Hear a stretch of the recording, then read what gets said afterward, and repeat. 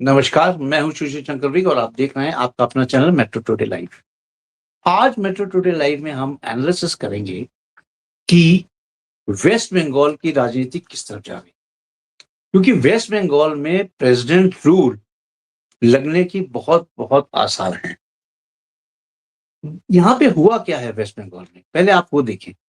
यहाँ पे ममता बनर्जी के जो वकील हैं कपिल सिब्बल और अभिमन्यु सिंह सिंघवी, 2 वकील तो है ममता बनर्जी के साथ, और वर्सेस ईडी। ईडी के साथ कौन है? कानून। और कानून के साथ 2 तराजू थामे हुए एक हाथ। अब हुआ क्या है यहाँ पे कि आईपैक में रेड हुई है। ईडी ने यहाँ पे आईपैक में रेड की है और आईपैक जो है वो है प्रतीक जैन, उसके डायरेक्टर।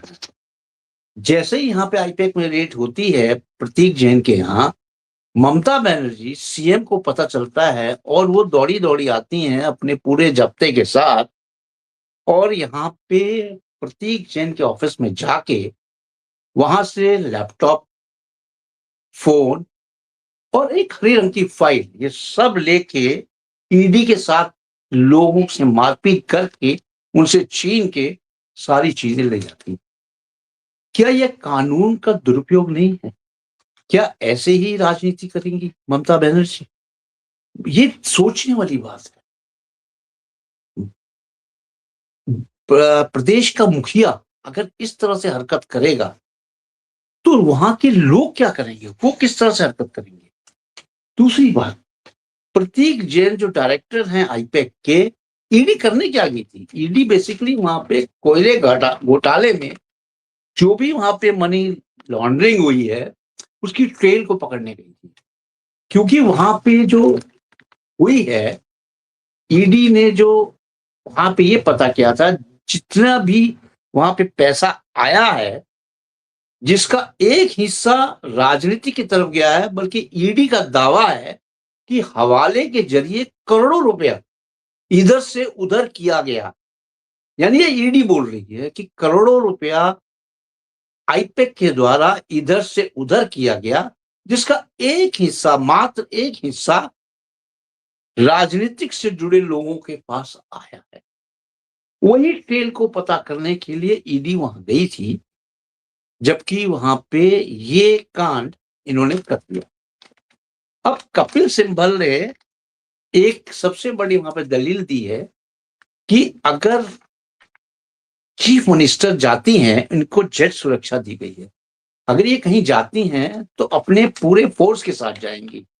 जबकि दूसरी तरफ ये कहती हैं ममता बनर्जी कि मैं एज अ सीएम नहीं गई थी, मैं एज अ पब्लिक गई थी, एज अ कैंडिडेट गई थी, क्योंकि आईपैक में हमारे वहां पे राजनीतिक जो चुनाव होने वाले हैं उसमें कौन कौन कैंडिडेट खड़े हो रहे हैं, क्या क्या वहां पे राजनीतिक चीजें हो रही हैं, उसके बारे में हम गए थे पता करने।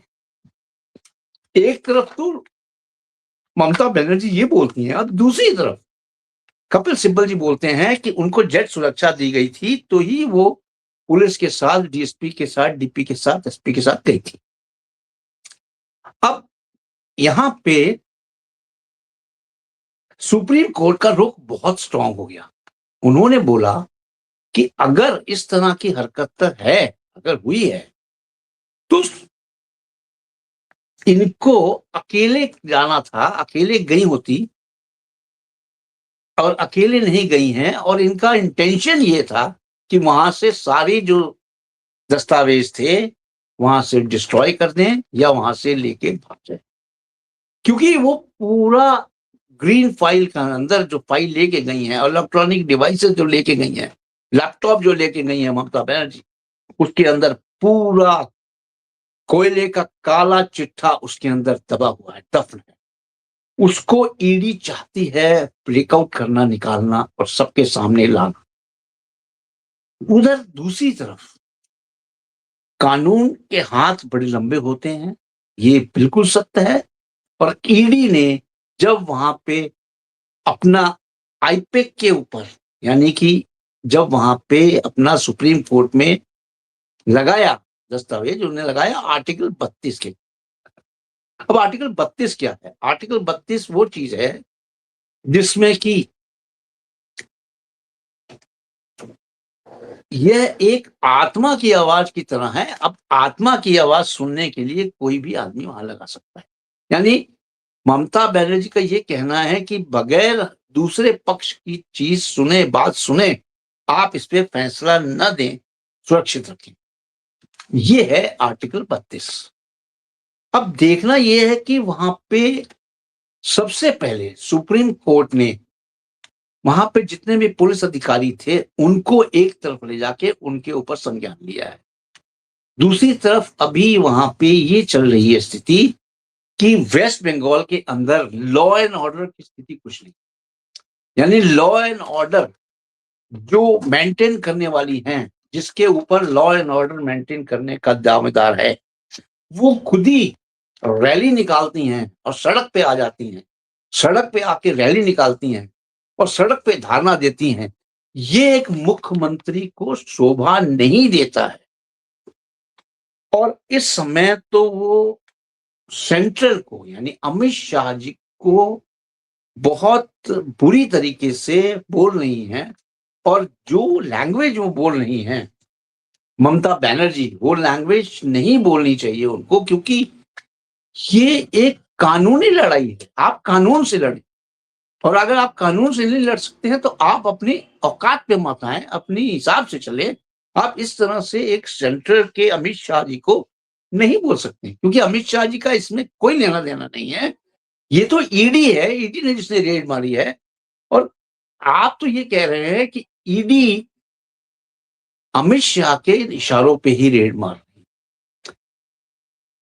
है। ईडी एक स्वतंत्र आइडेंटिटी है, सीबीआई एक स्वतंत्र आइडेंटिटी है, सब एक स्वतंत्र आइडेंटिटी है। ये अपना स्वतंत्र काम करते हैं, ये किसी के अंतर्गत नहीं आते हैं। ये ममता बनर्जी को अच्छी तरह जान लेना चाहिए। ममता बनर्जी को ये भी जान लेना चाहिए कि वो एक प्रदेश की मुखिया हैं। यानी उस उन जिस तरह से चलेंगी उसी तरह से वहां पे जो लोग हैं वो चलेंगे। लेकिन प्रदेश की मुखिया ही अगर इस तरह से धरना प्रदर्शन करेंगी, सड़क पे आएंगी, तो आगे वहां पे लोगों का क्या होगा? और सबसे बड़ी चीज तो ये है कि वहां पे राष्ट्रपति शासन लगाने की बहुत चांसेस हैं, क्योंकि इस समय ईडी का यह भी दावा है कि वहां पे हवाला के और भी कई दस्तावेज हैं जो हमने जब्त करने हैं वहां से, और हम उस सबका ट्रेलिंग पॉइंट निकाल के और अगली चीजें करेंगे। अब ये सुनवाई आगे होगी, ये अगली सुनवाई तक टाल दिया गया है। ये राजनीतिक लड़ाई है। अगर आप देखें तो ये राजनीतिक लड़ाई है। इस समय ये हो गई है ममता बनर्जी वर्सेस अमित शाह। और अगर राजनीतिक लड़ाई होती है तो ये काफी लंबी चलेगी। लेकिन इससे एक चीज तो निश्चित है कि पूरे देश में राजनीतिक में भूचाल आएगा, क्योंकि ये जिस तरह से लड़ाई ममता बनर्जी लड़ रही हैं, ये एक कोई तरीका नहीं लड़ाई लड़ने का। आप लड़िए, आप कानून से लड़िए, ना कि किसी से पर्सनल रिवेंज लीजिए। और ये पर्सनल रिवेंज लेने के लिए कर रही हैं। उनको इस समय अगला चुनाव आने वाला है फरवरी में। उनको हार का दुख दर्द जो है खटखटा रहा है, उनको हार दिख रही है, इसलिए वो इस तरह की काम कांड कर रही हैं।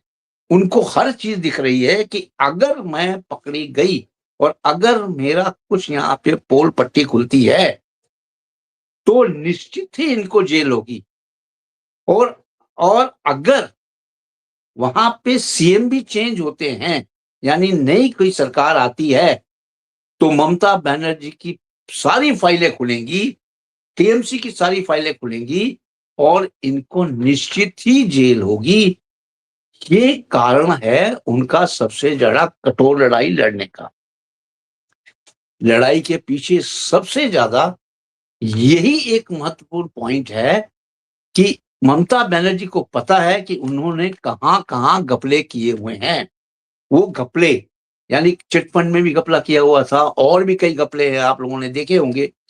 तो ये सारे घपले एक साथ अगर माइंडेड हो जाएंगे तो ममता बनर्जी को निश्चित ही जेल होगी। और ऐसा नहीं है कि ममता बनर्जी के पास जितने भी सीएम हैं उनसे कम प्रॉपर्टी होगी, उनसे ज्यादा ही प्रॉपर्टी होगी, उनसे ज्यादा ही हर चीज है ममता बनर्जी के पास, लेकिन ये अभी सार्वजनिक नहीं है। जैसा कि आप देखें, ये चाल है ममता बनर्जी की। वो ये चाहती हैं कि पूरा देश का ध्यान भटकता रहे और मैं एकदम पाक साफ रहूं, और मैं ये दिखूं कि एकदम पाक साफ हूं। जैसे कि अरविंद केजरीवाल जी कहते थे, मेरे पास कुछ है, मैं ये दिखाऊंगा, मेरे पास शीला दीक्षित का ये चीज है, मैं ये दिखाऊं तो तहलका मच जाएगा। उसी सेम पैटर्न पे ममता बनर्जी बोलती हैं कि अमित शाह की पेन ड्राइव है मेरे पास, अगर ये पेन ड्राइव मैं अगर दिखाऊं लोगों को तो महल का मच जाएगा और अमित शाह जी को भागना पड़ेगा देश छोड़ के। अरे ममता बनर्जी, अगर आपके पास है तो आप दिखाइए ना, किसने मना किया है? कोर्ट खुला है, कोर्ट में जाइए, दिखाइए, प्रूफ करिए। कहने से नहीं चलता है। आप कहते हैं कि इनके अगेंस्ट में मेरे पास ये प्रूफ है, इसके अगेंस्ट में ये प्रूफ है, मैं ये दिखा दूंगी। दिखाइए, किसने मना किया है आपको दिखाने के लिए? आप दिखाइए और लोग देखेंगे। लोगों को भी तो सच्चाई पता चलनी चाहिए, हम लोग को भी तो सच्चाई पता चलनी चाहिए कि क्या हो रहा है देश में। और सच्चाई ही अगर नहीं पता चलेगी देश में क्या हो रहा है, तो किस तरह से राजनीति कर रहे हैं आप लोग? ये राजनीति का स्टैंडर्ड नहीं है। जो ममता बनर्जी जिस तरह से राजनीति कर रही है, ये स्टैंडर्ड नहीं है। राजनीतिक होती है साफ सुथरी, पर्सनल रिवेंज नहीं, लोगों का कल्याण होता है। चीफ मिनिस्टर जो है अपने प्रदेश का मुखिया होता है, अपने लोगों का मुखिया होता है, और वहां पे अपने डेवलपमेंट्स देखता है, न कि आप कोर्ट के अंदर जाके इस तरह से झगड़ा करें और कोर्ट के अंदर जो है गाली गलौज हो, टीएमसी के लोग वहां पे हल्ला गुल्ला करें, जज को वहां पे कुछ सुनने ना दिया जाए।